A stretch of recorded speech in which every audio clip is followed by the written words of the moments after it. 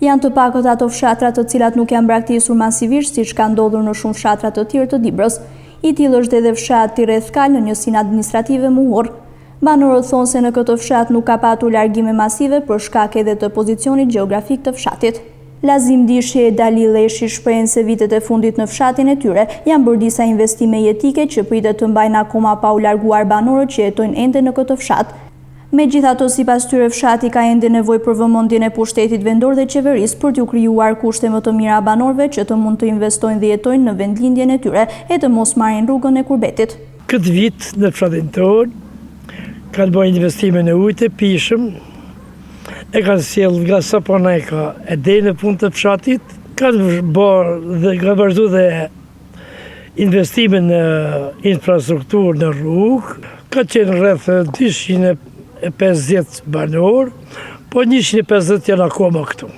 Nuk është braktisur, sepse kanë kushtet klimatike, tokën e kanë pjesët dërmojnëse në ujë jashtë, po edhe janë vetë punësuar, dikush një punë, dikush një tjetër, po I kanë bajt edhe shumë, edhe fëmijët në emigracion ndihmojnë të moshuarit. Këto janë arsye që nuk janë shpërngulluar shumë.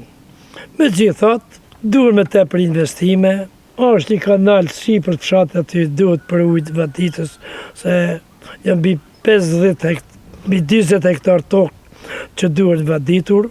Projekti është, por na kanë premtuar disa herë dhe sot përsëri na kanë premtuar, po shumë larg s'dim që po bëhet. Rrugën deri ka bërë 1 kilometër asfalt, po gjithsej janë 7 familje, kanë mbi 50 krerë baktitim të dhenë dhe dhijë. Ka disa fshatarë që ka 2-3 lopë, ma shumë me bujqësi, me bjellë misër dhe grurë. Fshati jënë në përgjithësi nuk ka shumë të larguar, për arsye të vendit të mirë të bukur që kemi në fshatin tonë. Edhe bashkia deri diku ka punu, por mirë është të vendor edhe më shumë bashkia në blegtori edhe në bujqësi. Rrugë tjera I ka rregullu, ujna ka sjell, por kryesisht du që bashkia të vendor në bujqësi edhe në blegtori. Ujë vadit kryesore ajo që të riparojnë kanali I Muhrit për ujë vaditje, kemi aparat, por nuk është I garantuar. Edhe këto janë kërkesat tonë unë si banori këtij fshati. Ka edhe njerëz, shkojnë e largohen, ikin kurbeta dhe vinë, se nuk kanë mundësi tjetër punësimi këtu.